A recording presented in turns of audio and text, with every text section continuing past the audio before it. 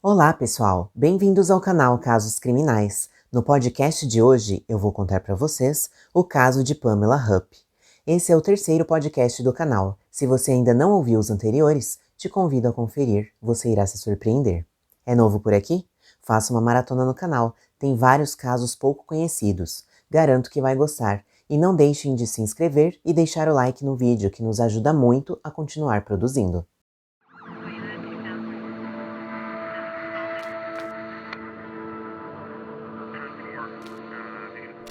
Pamela Mary Hupp nasceu em 10 de outubro de 1958 e cresceu em Dellwood, Missouri. Pamela teve vários empregos na área de seguros. Em 2 ocasiões, ela foi demitida por falsificar assinaturas.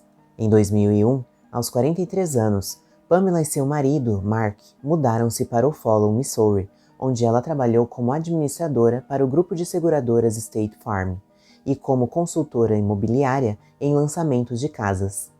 Em 2010, Pamela parou de trabalhar e passou a reivindicar benefícios por invalidez por causa de dores nas costas, pernas e pescoço. Durante o período em que trabalhou na State Farm, Pamela conheceu Elizabeth Kay Faria, mais conhecida como Betsy. Ela morava em Troy, também no Missouri, com seu marido, Russell Scott Faria, e 2 filhas de um relacionamento anterior. Em 2010, aos 41 anos, Betsy foi diagnosticada com câncer de mama. Em outubro de 2011, ela soube que o câncer tinha afetado seu fígado e era terminal. Betsy tinha um seguro de vida de $150 mil e em 22 de dezembro de 2011, sem o conhecimento de sua família, ela mudou o único beneficiário de sua apólice. Ela excluiu seu marido Russell e colocou sua amiga de muitos anos, Pamela, como única beneficiária. Em 27 de dezembro do mesmo ano, Betsy fez uma sessão de quimioterapia. Em seguida, visitou sua mãe e depois, sua amiga Pamela a levou para casa. Naquela noite, seu marido Russell passou na casa de seu amigo Michael e eles assistiram filmes até às 21 horas. Depois dirigiu até uma lanchonete próxima ao lago St. Louis, antes de voltar para casa. Às 21h40, Russell ligou para o 911 e relatou que ao chegar em casa, havia encontrado sua esposa morta. O serviço de emergência chegou às 21h49 e concluiu que Betsy Faria estava morta há pelo menos 1 hora, provavelmente mais. Ela foi esfaqueada mais de 55 vezes, seus braços quase foram separados de seu corpo e a arma do crime, uma faca de cozinha serrilhada, ficou alojada em seu pescoço. A suspeita rapidamente caiu sobre o marido Russell, que foi preso no dia seguinte. Sua afirmação inicial de que Betsy havia tirado a própria vida foi considerada ridícula pelos socorristas. Na casa, a polícia encontrou um par de chinelos sujos de sangue no armário de Russell. Seu estado emocional volátil foi considerado suspeito e ele foi reprovado no teste de polígrafo. Durante o interrogatório, Pamela afirmou que Russell tinha um temperamento violento, que ele bebia muito, ameaçava Betsy e ela estava pensando em deixá-lo.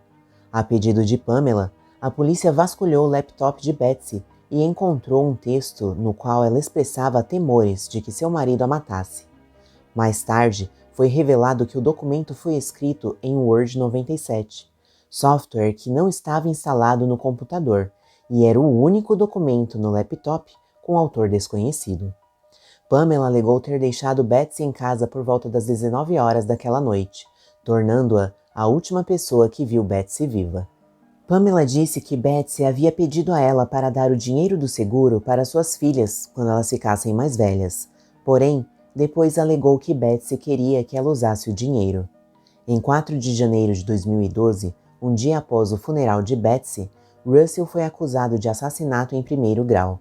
Como ele não conseguiu pagar a fiança de $250 mil, foi mantido na prisão do condado de Lincoln até seu julgamento, que teve início em 18 de novembro de 2013. Quase 2 anos depois. Durante o julgamento, seu advogado de defesa argumentou que os depoimentos dos 4 amigos que ele visitou e evidências de que ele fez compras em várias lojas diferentes ao longo da noite demonstravam que o cronograma não permitia que ele cometesse o crime, principalmente porque não havia vestígios de sangue em seu corpo ou roupas. A promotoria especulou que Russell havia ficado furioso com Betsy quando ela o excluiu da apólice de seguro de vida, motivando o assassinato.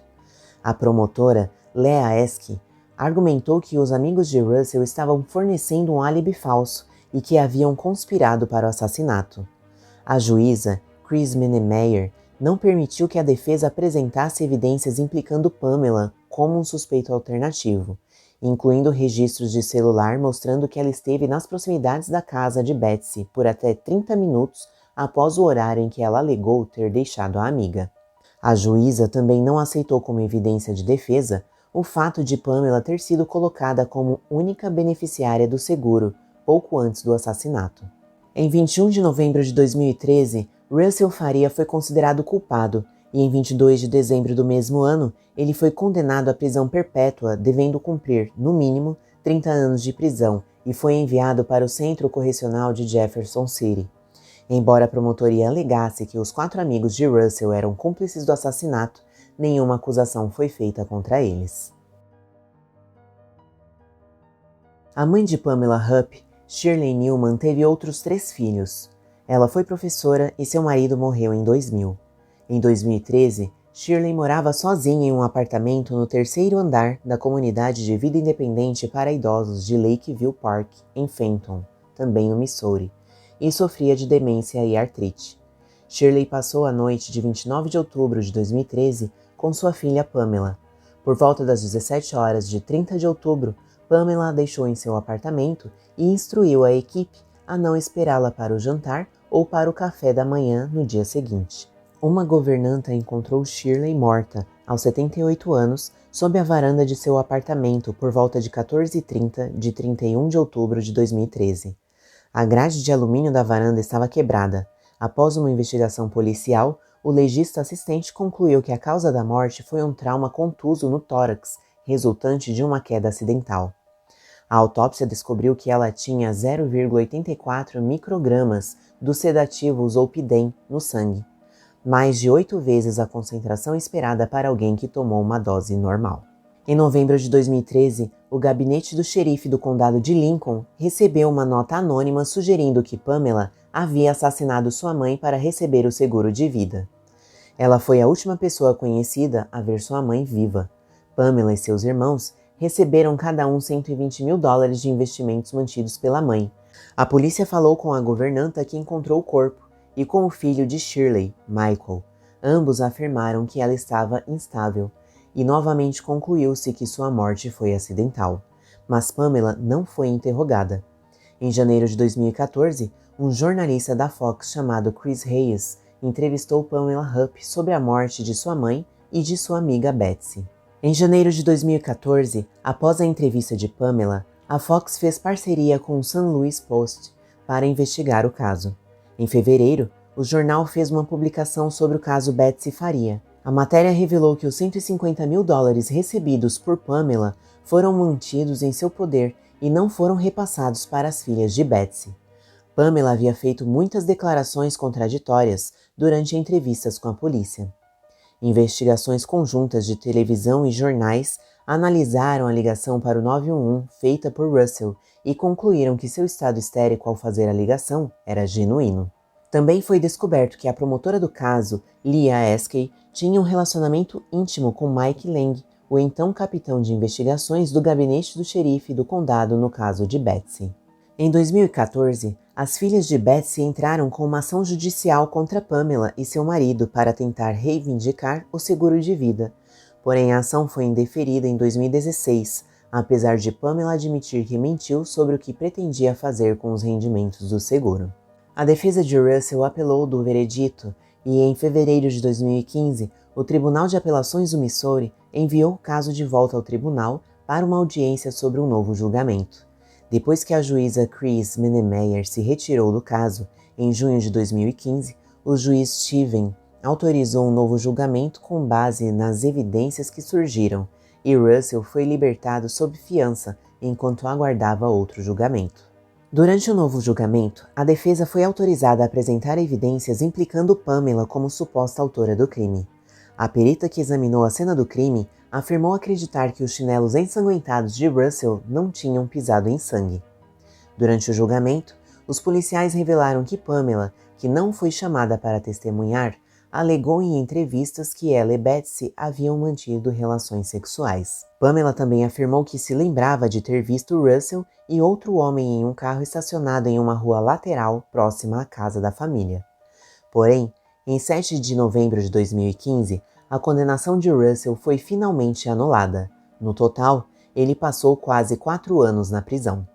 Em julho de 2016, Russell Faria abriu um processo de direitos civis contra a promotora Leah Eskay e 3 oficiais do gabinete do xerife do condado de Lincoln, com base no fato de que eles haviam fabricado provas, ignorado as provas de exoneração e não investigado o outro suspeito óbvio.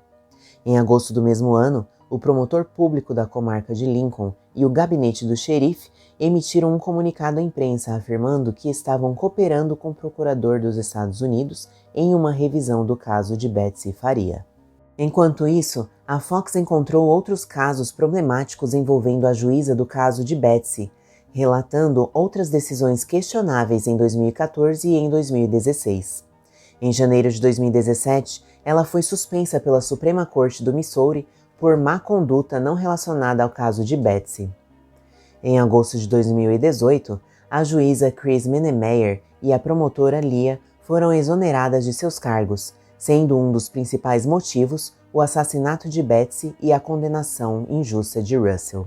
A decisão de não investigar Pamela Hupp como potencial autora do assassinato foi amplamente criticada. Em janeiro de 2018, os advogados de Russell, como parte do processo, solicitaram a Pamela respostas para 92 perguntas relacionadas ao assassinato de Betsy, que ela se recusou a responder. Os advogados só conseguiram as respostas depois de uma ordem judicial. Em 16 de agosto de 2016, Pamela ligou para o 911 e no áudio gravado do incidente ouviu-se tiros e, em seguida, Pamela foi voluntariamente para a sede do Departamento de Polícia de O'Fallon. Suas primeiras palavras na entrevista policial gravada foram: "Isso vai ser filmado?